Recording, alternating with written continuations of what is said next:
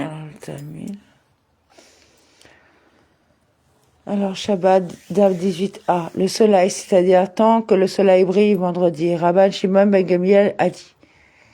La maison ancestrale de mon père, la dynastie des Nessim, de la maison de Hillel, avait l'habitude de donner ses vêtements blancs à un blanchisseur gentil au moins 3 jours avant Shabbat.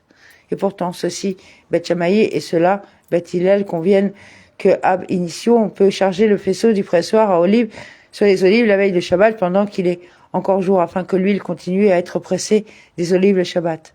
De même, on peut charger le pressoir circulaire pour accélérer le processus de production de vin à partir des raisins. Gemara, avant de clarifier les choses elle-même, la Gemara cherche à déterminer qui est le Tana qui soutient que le simple fait d'ajouter de l'eau à l'encre sans aucune action supplémentaire constitue son trempage et que l'on est responsable de le faire le Shabbat car il accomplit un acte de prêtissage, une des principales catégories de travail. Rabbi Yosef a dit cette opinion du rabbin Yehuda Anassi, comme il est enseigné dans une beretta. Dans le cas où une personne ajoute de la farine et une autre ajoute l'eau dans un récipient, cette dernière est responsable du pétrissage de la pâte, ce qui est un travail interdit le jour du Shabbat, même s'il ne l'a pas fait pétrir. La pâte, c'est la déclaration du rabbin Yehuda Anassi. Rabbi Yosei dit, il n'est pas responsable du travail interdit du pétrissage jusqu'à ce qu'il pétrisse réellement la pâte. Selon Rabbi Yehuda Anassi, le simple fait de tremper la pâte dans l'eau est considéré comme un travail interdit. Rabbi dit à Rav Yosef. Peut-être que Rabbi Yosei a seulement déclaré que le pétrissage proprement dit est requis pour accomplir le travail interdit de pétrissage dans le cas de la farine qui peut être pétrie. Cependant, l'encre qui ne peut pas être malaxée dit que son trempage est considéré comme un travail interdit à part entière. Et il en sera donc responsable, même selon l'avis du rabbin Yosei. La Gemara rejette ceci. Il ne vous viendrait pas à l'esprit de dire cela comme cela est enseigné dans une beretta.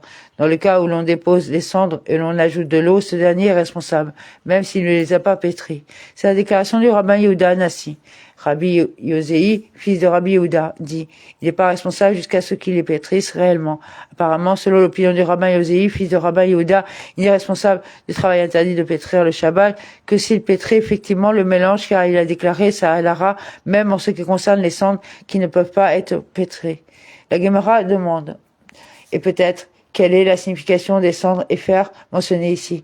C'est peut-être de la terre au loin qu'on peut pétrir. Dans ce cas, il n'est pas responsable jusqu'à ce qu'ils aient effectivement pétri le mélange. Cependant, en ce qui concerne les cendres qui ne peuvent pas être pétries, Rabbi Yosei, fils de Rabbi Yehuda, estime également que même s'il n'y a pas réellement pétri le mélange, il est responsable. La Gemara rejette ceci. La dispute n'a-t-elle pas été enseignée dans une beretta concernant les cendres et n'a pas été enseigné dans une autre beretta concernant la terre.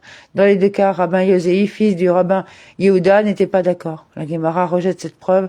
Étaient-ils enseignés les uns à côté des autres? Si ces deux beratot avaient été enseignés ensemble, il aurait été vraiment possible d'arriver à la conclusion que Rabbi Yosei, fils de Rabbi Yehuda, n'est pas d'accord à la fois dans le cas des cendres et dans le cas de la terre. Cependant, puisque la beretta qui parle des cendres a été enseignée ailleurs par une autre Amora qui l'a cité au nom de Rabbi Yosei, la différence de langage ne prouve pas que Rabbi Yosei soit en désaccord dans les deux cas.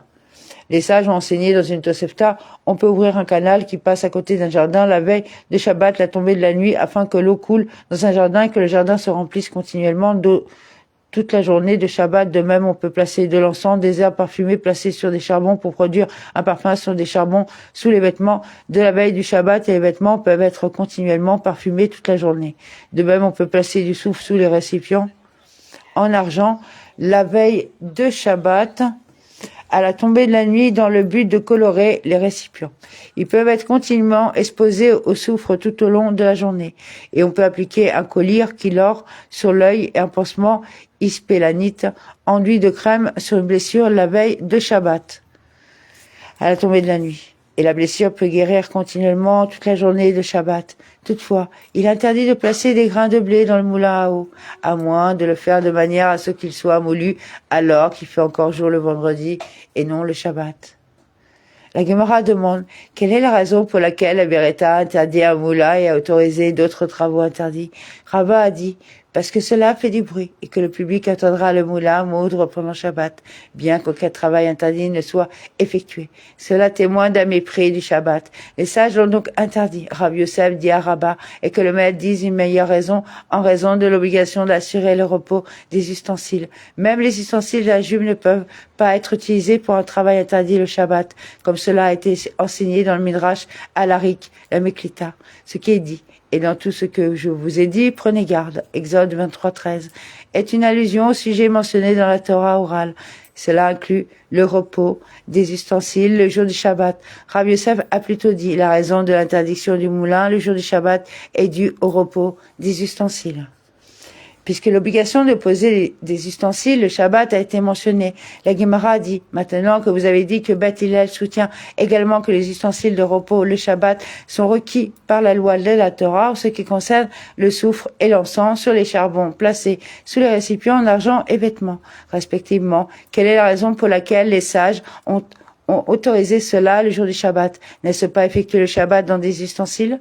La Gemara répond, parce que les ustensiles lui-même n'effectuent aucune action lorsque l'encens ou le soufre brûle. Concernant les bottes de lin, quelle est la raison pour laquelle ils ont permis de les mettre au four la veille de Shabbat à la tombée de la nuit pour les faire sécher même si le four effectue un travail interdit le jour du Shabbat?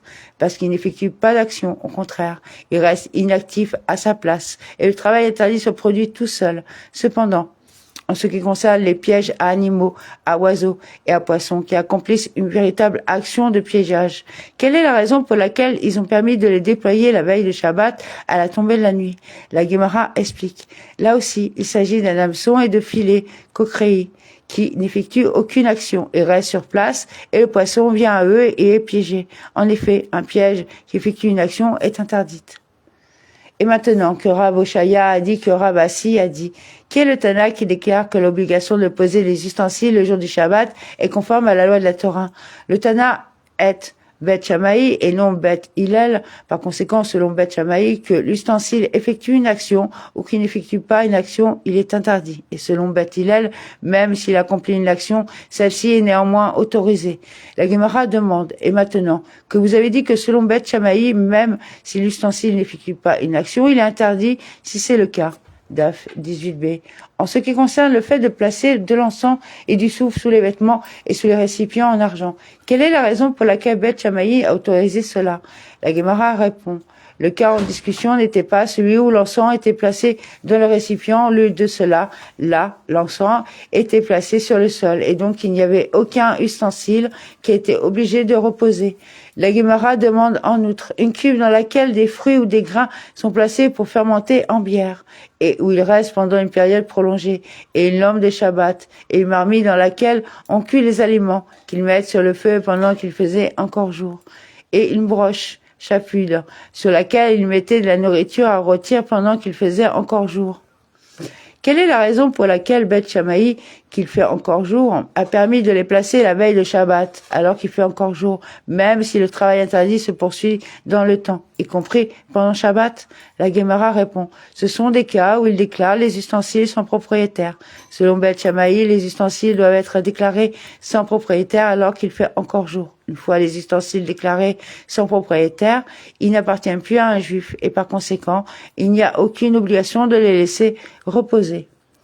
La Gemara demande, sur la base de ces conclusions, qui est le Tana qui a enseigné cette Tosefta que les sages ont enseigné? Une femme ne peut pas remplir une marmite avec du blé pilé et des lupins, une sorte de légumineuse, et les mettre au four pour les cuire la veille de Shabbat à la tombée de la nuit.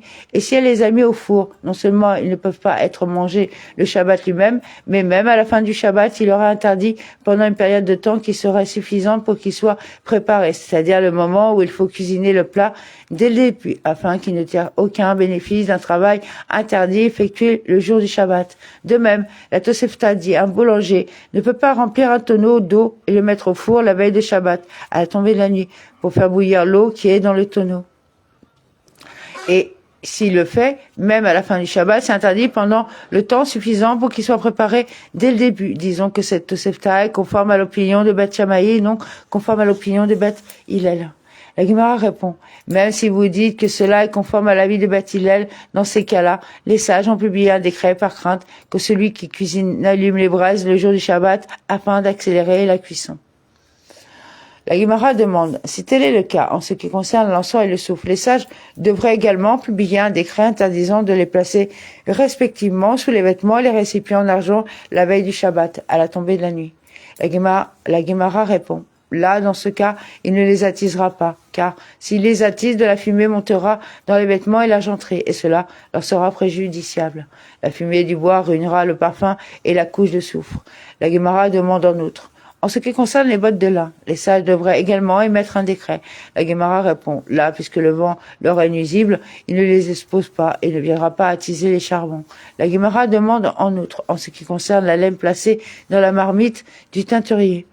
Les sages doivent également émettre un décret. Shmuel a dit, la Mishnah fait référence à un pot qui est retiré du feu, où il n'y a aucune crainte qui n'attise les charbons.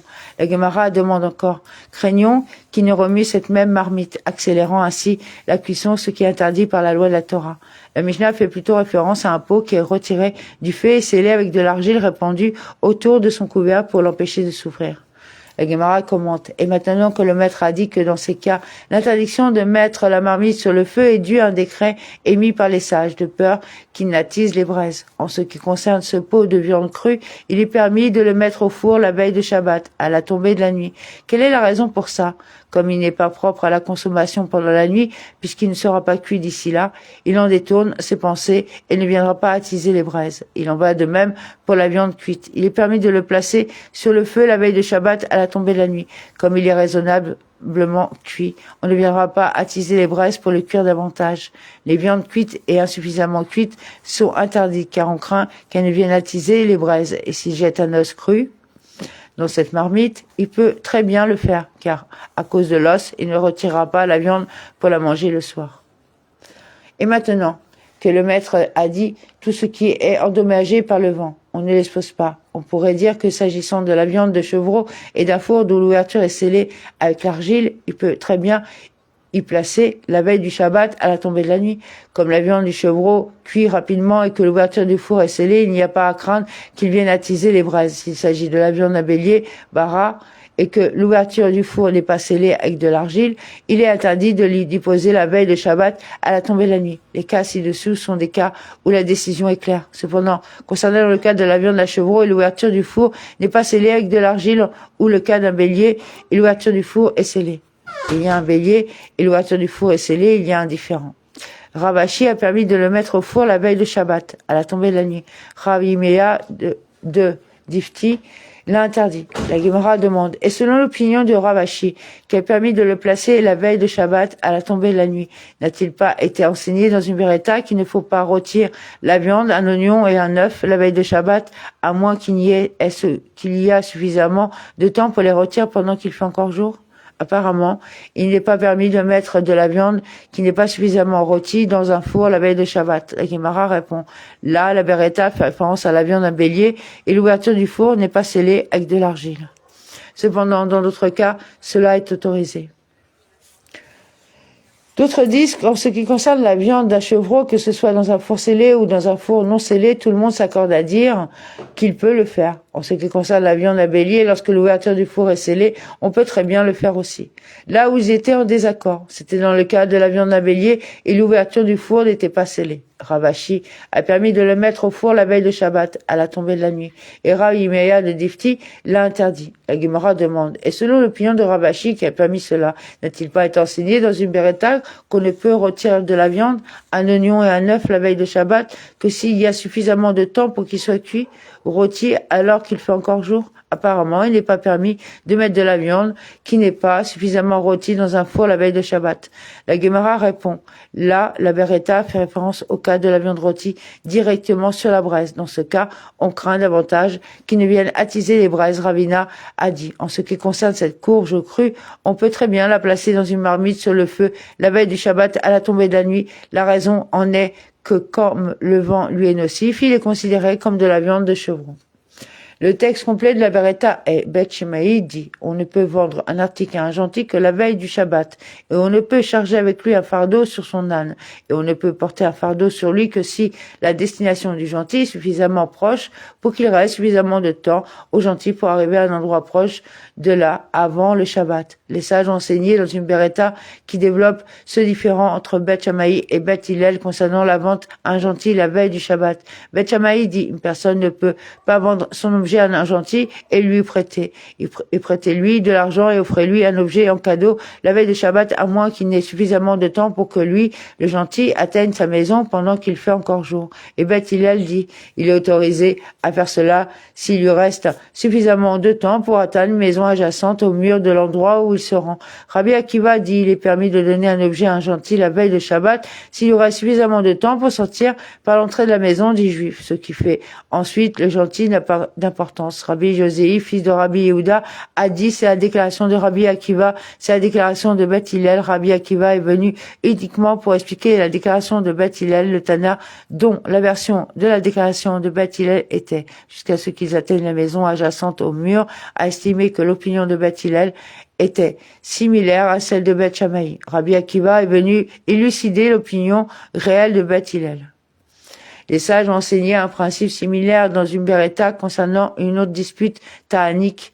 Beth Shammai dit « Nul ne peut vendre son levain à un gentil la veille de Pâques à moins de savoir que le levain sera fini avant Pâques. » Et Beth Hillel dit « Tant qu'il est permis aux juifs de manger du levain, il lui est également permis de le vendre à un gentil. Le juif cesse d'être responsable du levain vendu à un gentil à partir du moment où il est vendu. » Et Rabbi Yehuda dit, et on continuera demain. Amen, merci.